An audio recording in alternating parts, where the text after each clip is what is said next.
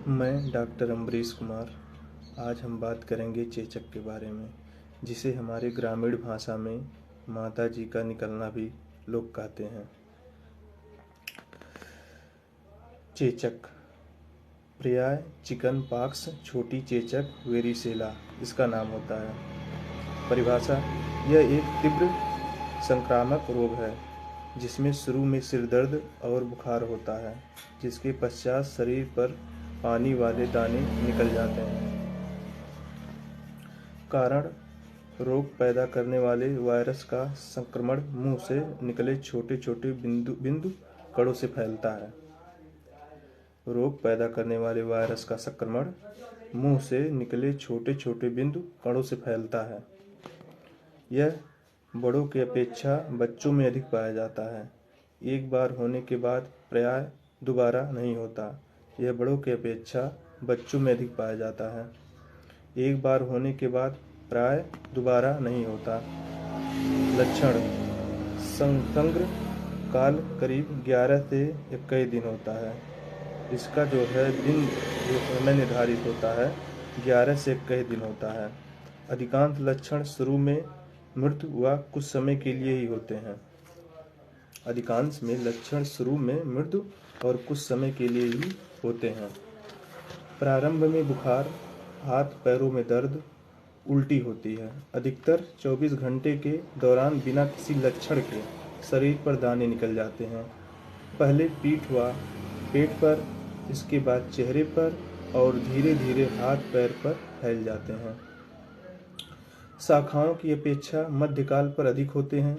आरंभ में इन दोनों के निशान मात्र होते हैं, जो कुछ ही घंटों में छालों का रूप ले लेते हैं और उनमें मवाद पड़ जाती है।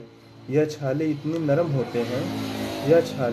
नरम होते हैं कि कपड़े के स्पर्श मात्र से ही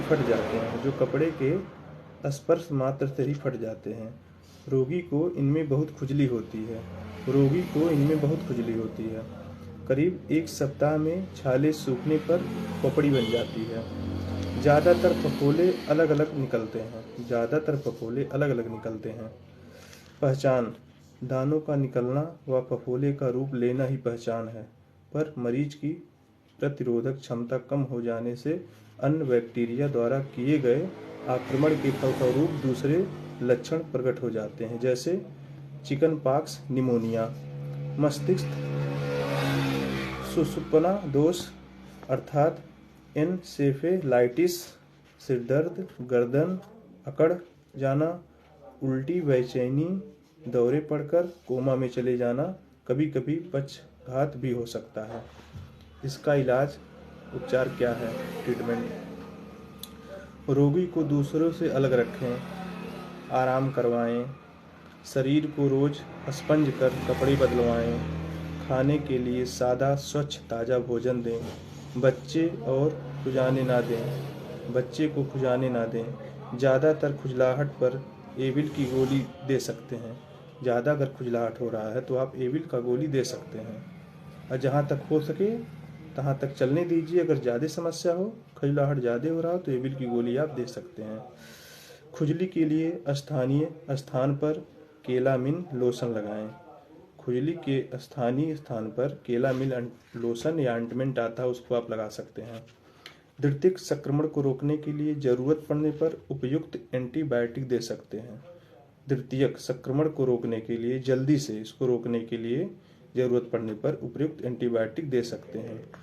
बुखार होने पर पैरासीटामॉल गोली भी दे सकते हैं। अगर हल्का फीवर बुखार आ रहा है, बदन में दर्द हो रहा है, वो तो जब होता है तो उसमें ऐसा होता है कि दर्द होता है, स्वाभाविक बात है। शरीर में अकड़न, टाइटपन होना, बुखार जब हो जाता है तो अगर दर्द ज़्यादा हो रहा हो तो आप पैरासीटामॉल गोली 500 या 650 उम्र के हिसाब से ले सकते हैं। दिन में 2 बार या 3 बार अपनी ज़रूरत अनुसार ले सकते हैं। यह अपने आप से ठीक होने वाला रोग भी है। अगर आप दवा भी ना कराएं तो अपने आप ठीक भी हो सकता है, जो 10 से 12 दिन ले सकता है। पपड़ी बन जाने पर रोग संक्रमण की संभावना कम हो जाती है। जैसे अगर पपड़ी बन जाता है तो जल्दी ठीक हो जाता है, अगर पपड़ी नहीं बनता तो अंदर ही अंदर और समस्या पैदा कर देता है। ठीक है, फिर मिलेंगे अगली वीडियो में। तब तक के लिए जय हिंद।